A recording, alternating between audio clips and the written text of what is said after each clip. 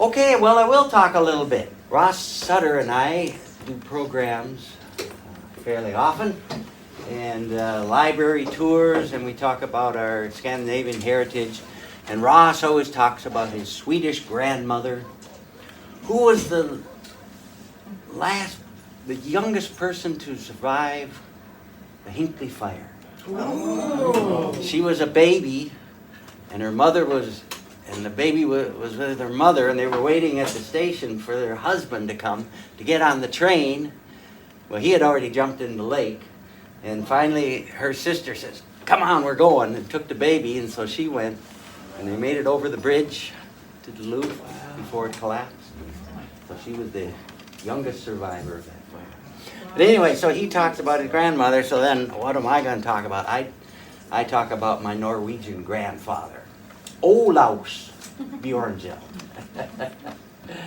And Olaus came from a valley called Sundal on the west coast of Norway. And here's a whole book if you want to look about it, but it's just mountains coming right out of the ocean.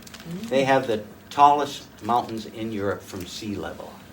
And they come up over a mile, and then there's a little river running into the fjord. And so that's where the Bjorngjeld farm was, with records going back to the 1300s.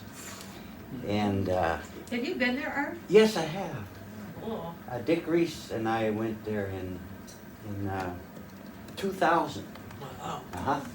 And the internet was kind of new, but he looked up the accordion club and in Sundal. Oh, fun. And when they saw my name, Bjorngjeld, which is an old name in that valley,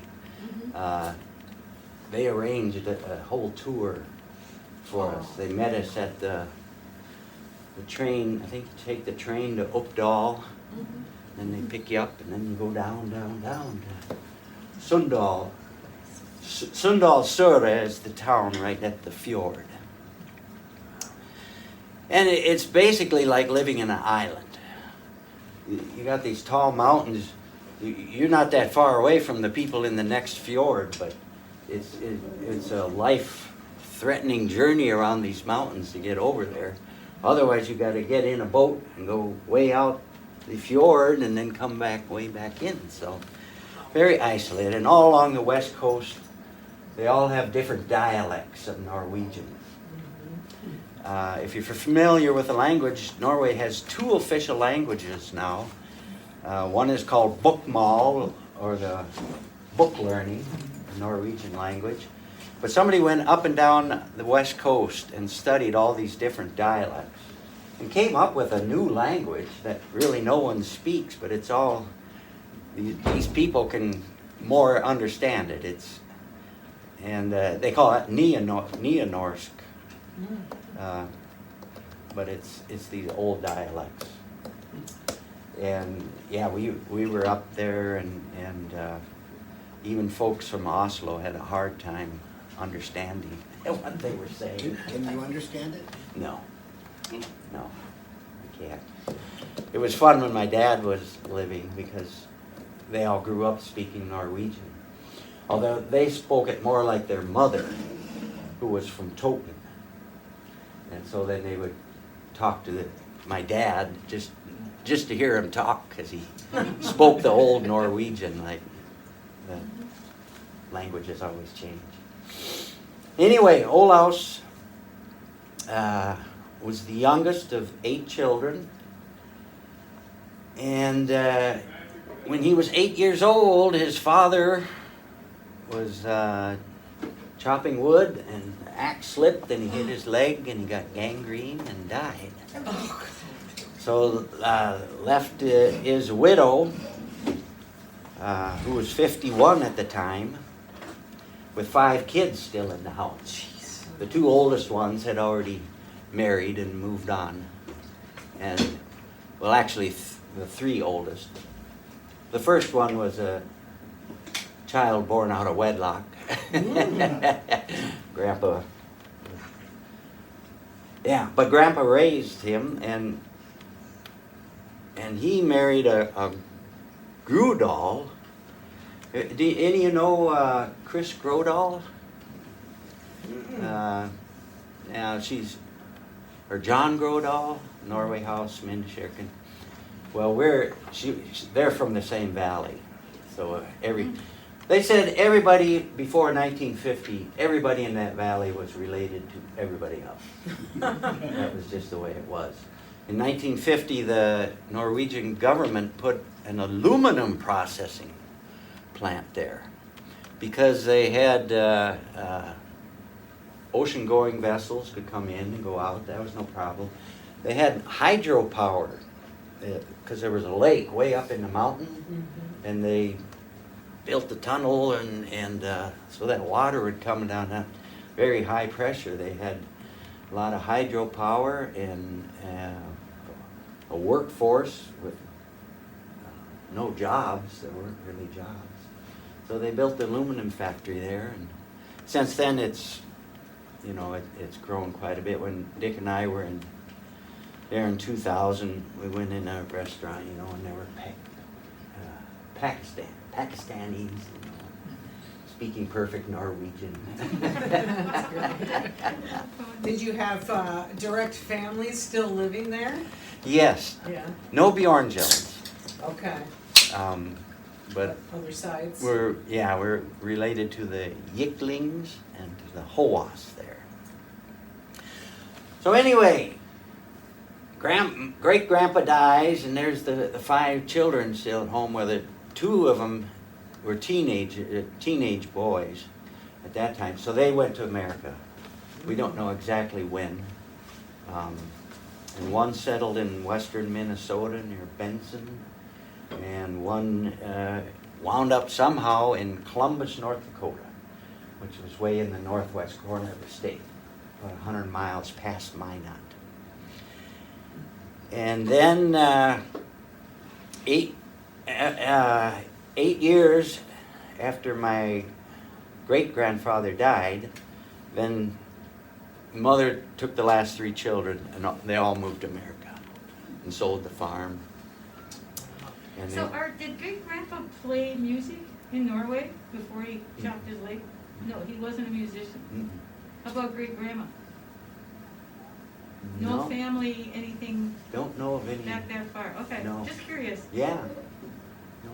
You seem like it's running in your blood, so I figured it must go back a ways. Good question. So they came in, Olaus and his brother Martin and his sister and his mother came in 1892 to this country, and they lived in western Minnesota for 8 years. Everything goes in 8 years, I think. I don't know why. And then in 1904, Martin and Olaus, they'd been saving their money and buying farm equipment and livestock, and they loaded it all on a boxcar and went up to Columbus, North Dakota, where their older brother was a blacksmith in town. And they homesteaded up there. It was some of the last land to be homesteaded. It was very marginal land, but the railroad was pushing it because they wanted to keep the railroad line going, and the more settlers they had, then there was more reason to keep it going. The railroad didn't go all the way to Columbus when they just went to Portal. So then they had to get everything into their land. They must have been there earlier to pick out the land and homestead it, I think. But that's where so they had 160 acres right next to each other. And their brother was the blacksmith in town. And that's where my grandpa lived all the rest of his life, through the roaring 20s, and then the Depression and the Dust Bowl and the war years. He married a woman who came from a different region of Norway, who had relatives up there in Columbus. It was all Norwegians up there. And she came and worked in the motel, and then they met and got married. And they got married in, let's see, how did that work? Yeah, 19 1909, because my uncle Clarence was born in 1910, and then Irvin was born in February of 1912, and my uncle Oliver in 1913. And then there was a little gap in there. My dad was born in 1917. And after that, the two twins came. Or no, they weren't twins. The two sisters came. My dad was a twin. He had a twin sister, but she died. And then it was Bjorngjeld and Olga. Were the two sisters. Did any of them go into would it be World War II then? Yes, my dad. Okay. Yeah. World War II pretty much split up the family. Yeah. Two of the brothers went to Seattle to work in the shipyards. My uncle Oliver stayed on the farm, and both girls were married. They both got married in 1939.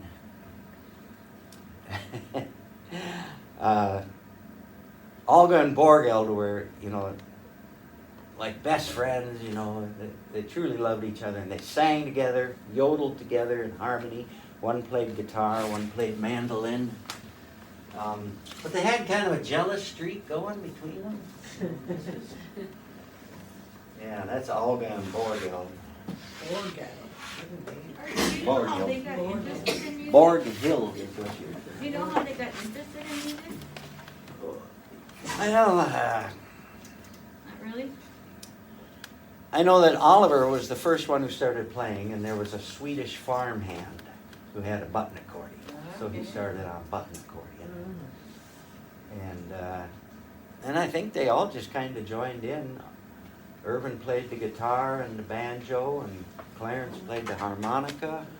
And then my dad came along, and he played guitar and accordion. And with the two sisters. They're cute with their little hats on. They called themselves the Dakota Sweethearts. Oh. And Olga lived into her 90s. She was in the nursing home at Kenmare, which is another 60 miles beyond Minot. And so when I played for the Husfest in Minot, I'd always go up and visit her in the home. And we would entertain the old people. Because she could still sing. Cool. But she got married at 17 in South Dakota, which is a ways from North Dakota. And we always thought she eloped. So one time when I was up visiting her, I asked her, Olga, why'd you get married in South Dakota? She didn't bat an eye. She says, oh, we were young. It was something to do.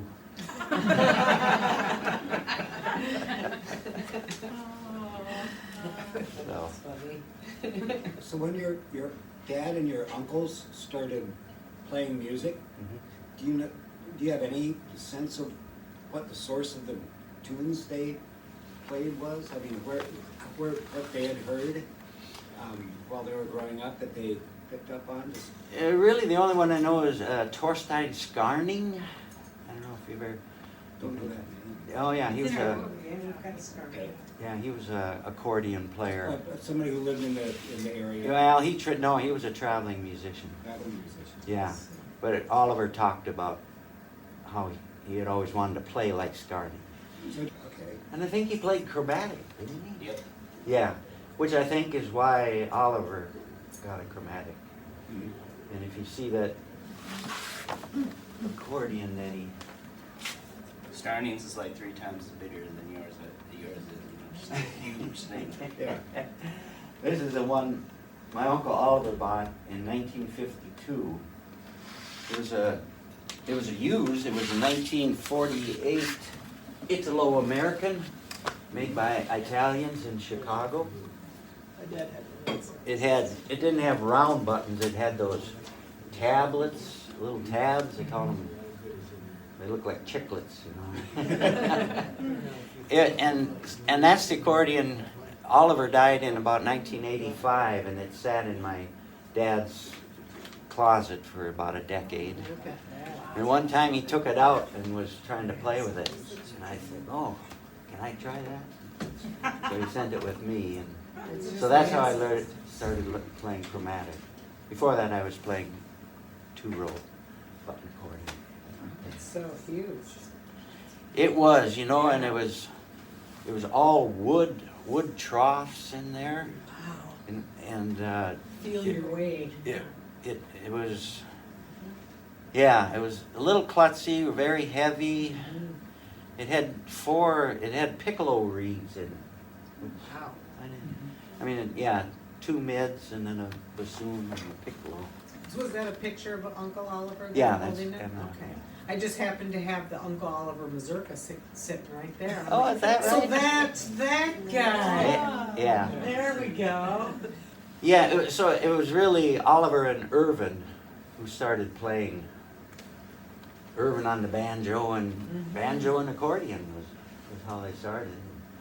Irvin told the story that there was a coal mine up by Columbus and a power plant. So they were mining coal. It was low grade coal and then using it to produce electricity. Irvin said he worked in that coal mine. It was cold, wet, it was dirty, it was dangerous. Said he worked all week, and then him and Oliver went out on the weekend just play for house parties. They made more money on the weekend than they did working all week in the coal mine. man. Said enough of that. And of course, in the 30s, they just started riding the rails because they were about 20 years old and there wasn't much to do on the farm. Something to do. Yeah, it was something to do, especially after when it was so dry, and the Dust Bowl and things weren't really growing. I always said the eggs tasted like grasshoppers. That's what the chicken. How do they know what a grasshopper tastes like? I don't know. Fried grasshoppers. Yeah, they eat them like popcorn. Yeah, the chickens do. Yeah, they love them. Irvin said when he was riding the rails, sometimes there was a particular town where all the bums would get off the train, and they'd have a soup line. So you could get in line and have a hot meal, or you could get a stipend for the grocery store. Irvin says, I always took that stipend because I could buy a loaf of bread, a jar of peanut butter, and still have money for cigarettes. Smoking was a very important part. They tried smoking everything. Grasshopper. So when they got off the train, did they play for people? I don't At the know if they different stops? took instruments. I never heard about that. One time they were riding through Glacier Park and there was a fire up there. They stopped the train and got all the bums off. Put them up fighting the fire. Oh. Built-in firefighters. Yeah. Yeah. So, did you learn keyboard accordion from playing piano first, or did you just No. learn on the accordion? I've always struggled with the piano keyboard. I think I had lessons when I was a kid. Yeah. And for some reason, I just struggled with it. And then I started playing guitar, and banjo, mandolin, fiddle. I didn't start playing accordion until Dick Reese talked me into it in 1985. Yeah. These are awesome. My grandfather, Olaus,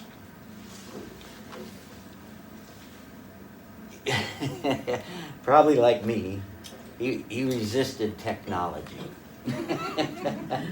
He never owned a car, never owned a tractor. Wow. And but the boys, his 4 boys, were into technology, big time. The radio and automobiles, they just tore them apart, figured out what was going on. Telephones, they stole, they broke into a shed that had some telephone, if you could talk. So they hooked them up to the neighborhood farms on the barbed wire. So then Oh, genius. yeah, and they had their own little party line. One neighbor, at night, they had to dig a trench in the road so they could run a wire, get to the fence on the other side. Oh, that's Yeah. brilliant though. How fun. How many were connected? How many I don't know farms? how many. They Wow. laughed at their dad, because their dad, my grandfather, when it rang, he just picked it up and started talking. He'd talk about the weather, he'd talk about the crops, whatever was going on, and then, well, I gotta go now. He would just hang up. He thought people wanted to know what was happening. He never Like they had listened. speaker systems in their house, they could hear. That's cute. They made fun of their dad. They would talk about how they were playing cards. They'd quick fill up the table so their dad couldn't get in. He always wanted to play cards with them. And then the one time in Columbus, the auto salesman was trying to convince Olaus to buy a car. So one day he came out with a car and said, "Come on, Olaus, you're gonna drive. Get the boys in the back seat." So he took them out in the car, and Irvin said he was so proud of his dad driving down the road. They're going down the road. All of a sudden, in the ditch they go, right into the mud, stuck. The boys had to go back and get the horses and pull it out. And Irvin said he was so embarrassed, but looking back, he knows that his dad just did it on purpose. Really? So that salesman would never come back and bother him again. You could show them real horsepower, Yeah. literal horsepower.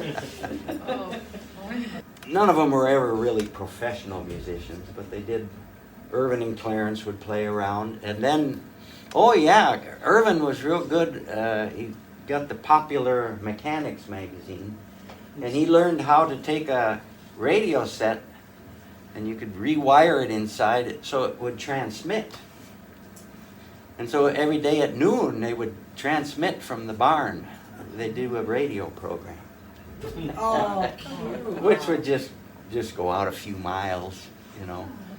But they would play it in the bar in Columbus. Every day they'd turn into the Bjorngjeld. And they play music through that? Yes, Oh, yes. cool. Yeah, they all started playing music. Every one of them, all the 6 kids. Wow. So I started playing fiddle later, and just had heard these tunes, and so I can play these on the fiddle, but I don't have any real tradition. Right, because they played all kinds of different. And a lot of the fiddlers up there were French Canadian coming down from Canada. Quite an influence there. When you refer to the banjo, is that a 4 or 5 or 6? Tenor banjo, 4-string banjo. Yeah. I was gonna play Tommy Peterson's waltz. Ooh. This is one the family band would play? Oh, or- yeah. Yeah. Yeah. And my dad would call it a round waltz, or rund waltz. And I said, why do they call it round? He just went, "You're going like this." And it's these 8th note waltzes. Do-dee-dee-dee-da-da-do-da-da-da-da, kind of waltz.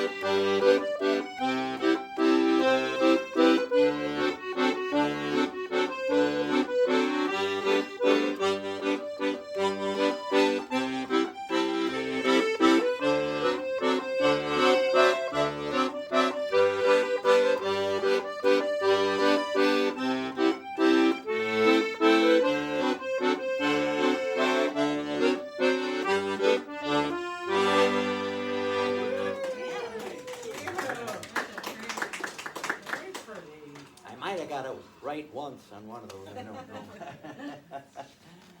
know. I'll play another schottisch that they called the Little Melody.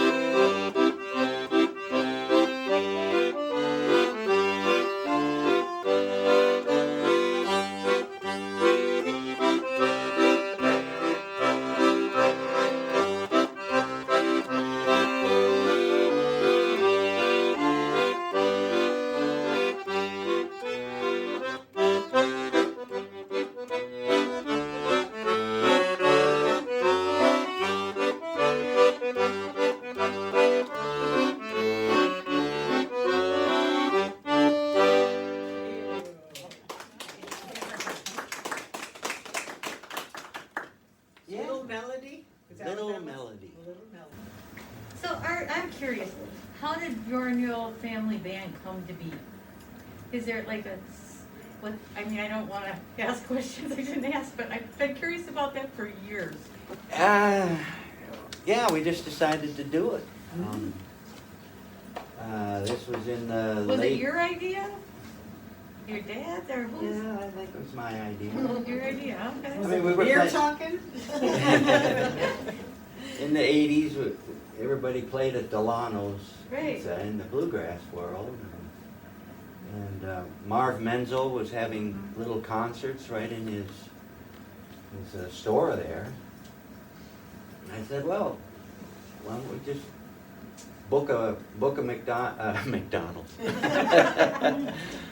Book a Delano's, and I talked to Marv and said, you know, the family, we all played music, and so we played it in the Homestead Picking Parlor. That was, I think that was in '87 was the first time.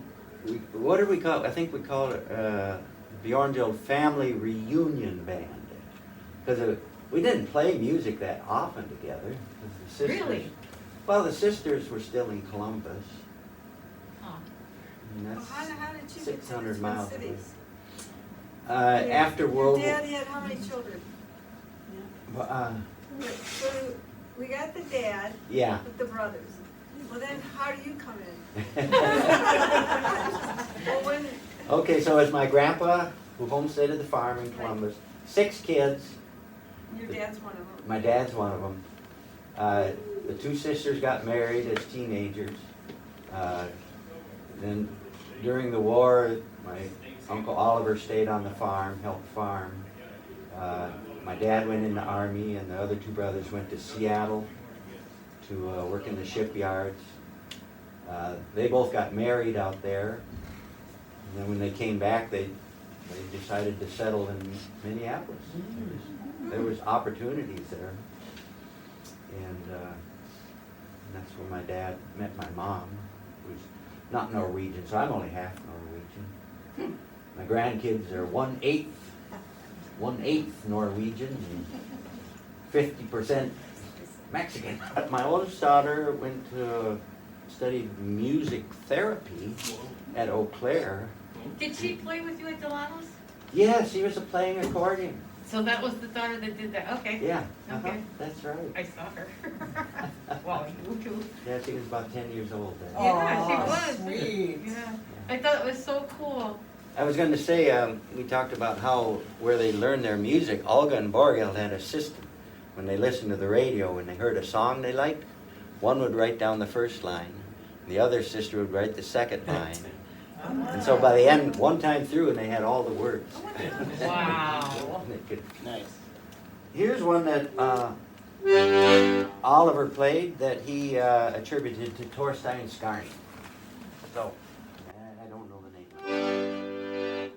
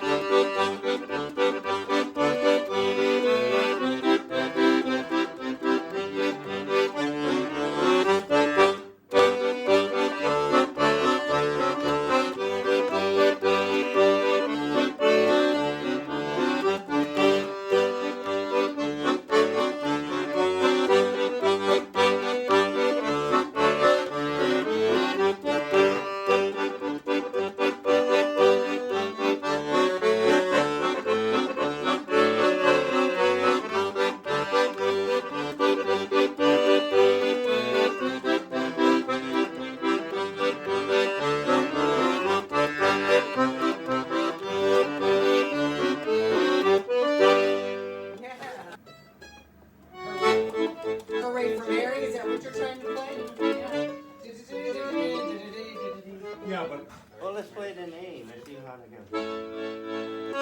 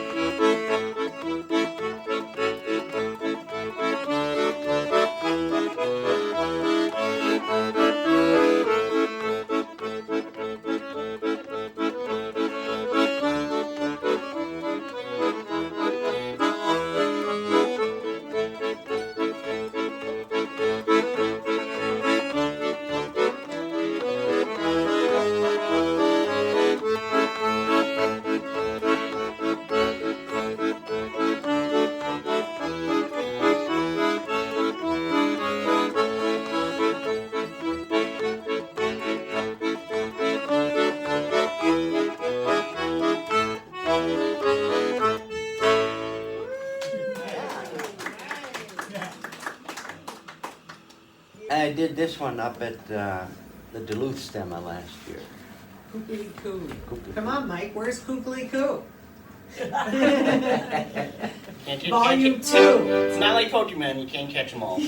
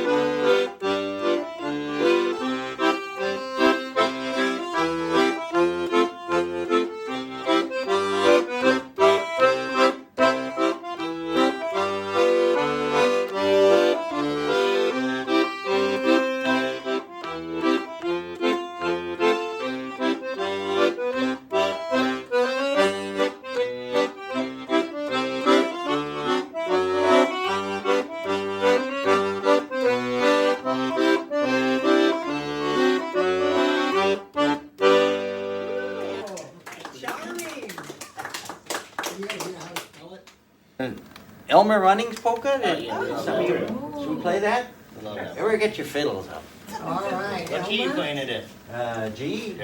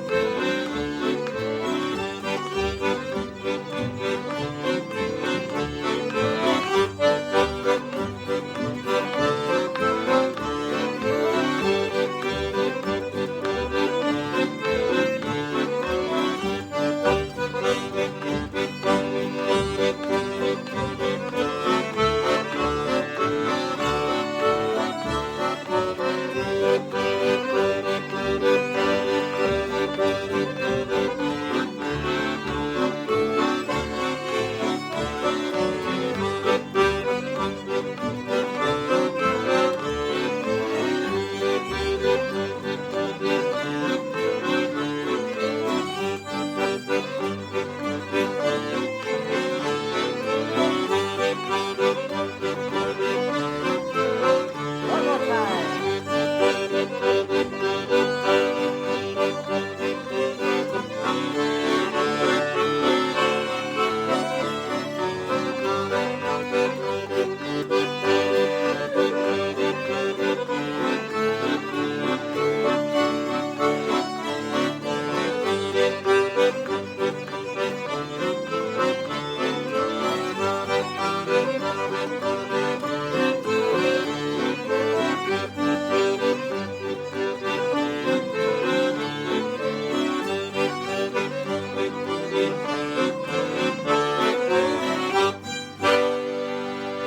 Very good.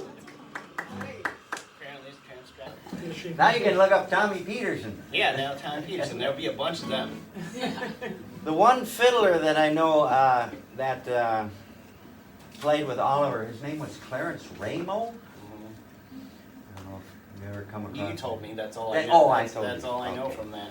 Yeah, that's all. And then he moved back to Wisconsin at some point. Do you know anybody? Do you have Frisco to Cape in there?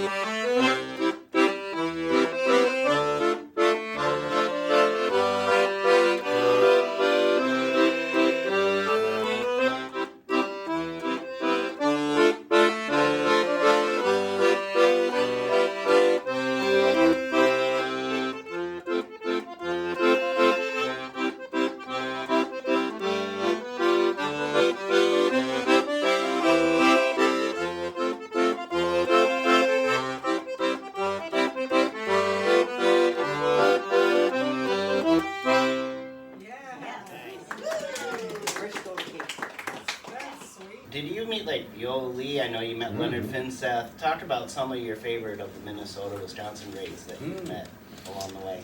Yeah, Viola Lee he was Wonderful, sweet lady.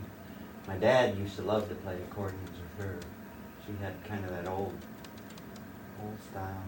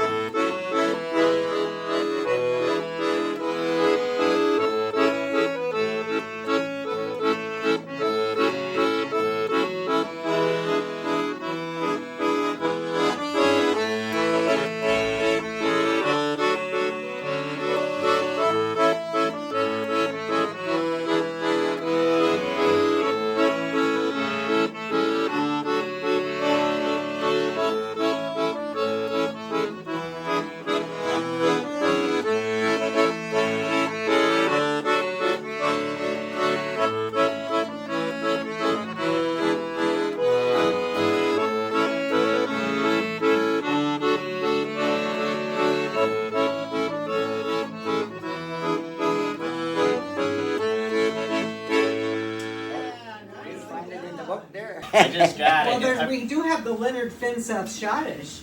Yeah, we do. Which one is that? That one is D4. If you guys play it, we could call this the final song. If you guys play D4, I'm sure Art can play along. So. Should we try it? Yeah, let's try. All right, it's the Leonard Finseth D4.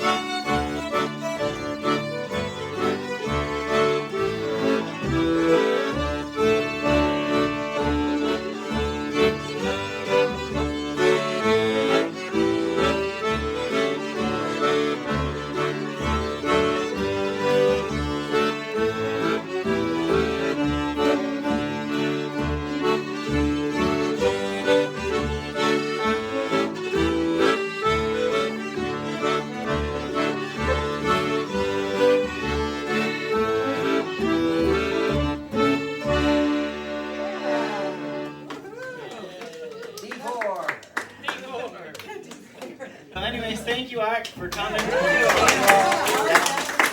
Great time.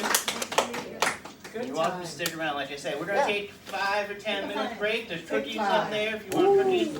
We're gonna rearrange the Can I see the chairs map and in then, your book? Where yeah. Sundahl is? Oh. I wanna see if it's close to where my relatives are.